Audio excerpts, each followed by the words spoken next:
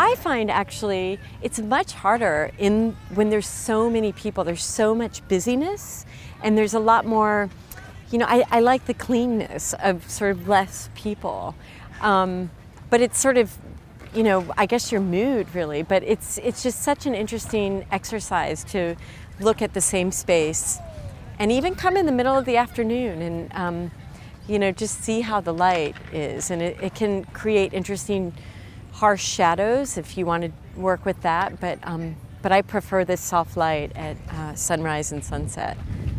Also pay attention to your background. So when I'm shooting this, there's like this wonderful silhouettes and nice light here. But if you go from that angle, you get all the buildings in the background, which can be a really distracting background. So pay attention. You have all this beautiful light and stuff happening and you get excited, but what is behind the actual image is just as important as what's in the middle in the frame. And so I think people get tunnel vision on an exciting, charismatic face, and you absolutely forget what's behind that, and that is just as important. Poles coming out of people's head. In this case, the buildings are very distracting, so I'm going to just try to keep my frame this way with a nice clean background.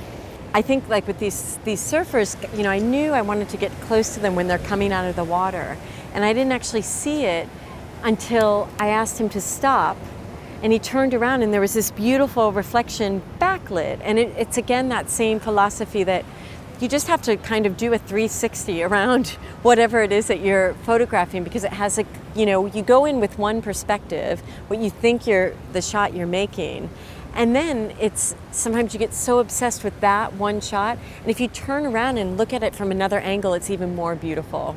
So I just am constantly moving, and here it comes. This is nice. So you should also be really again, have your aperture at the right setting so that when something goes by, you're ready. I'm just sort of watching as the light is changing right now, and I keep adjusting my aperture. And around sunrise and sunset, depending where you are on the planet, you can lose light and gain light pretty quickly. So you just have to really pay attention. But I love this, again, I love these hours, and I think that even as it gets darker and darker, it's so beautiful now, but it's actually gonna also be beautiful like even in a half an hour. The light is going to get more and more interesting. So right now I have my ISO is at 320. The thing you want to keep low is your ISO because it impacts the quality of the image. I will definitely keep it as low as possible, and I'll open my aperture and I'll move the shutter speed down to a lower shutter speed until you want it to be sharp too.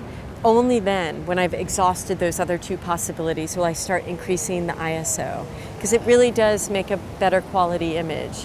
And then, sometimes I want a really slow shutter speed. I want to show the movement of the ocean, and maybe there's somebody standing in it, and the movement around them can be really beautiful.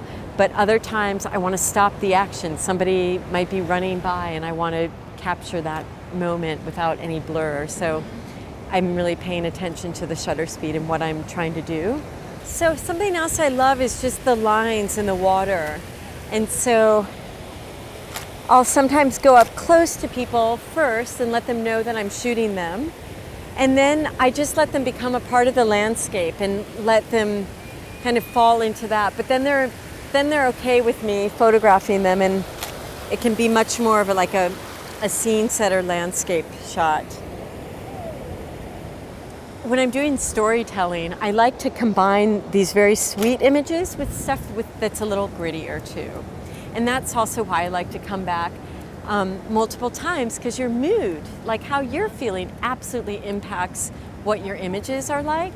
So I'm in a sweet mood today, and all the pictures are going to be overly sweet. It's true. And so it's really good to kind of come back and explore your moods too. You're going to see things differently depending on how you're feeling.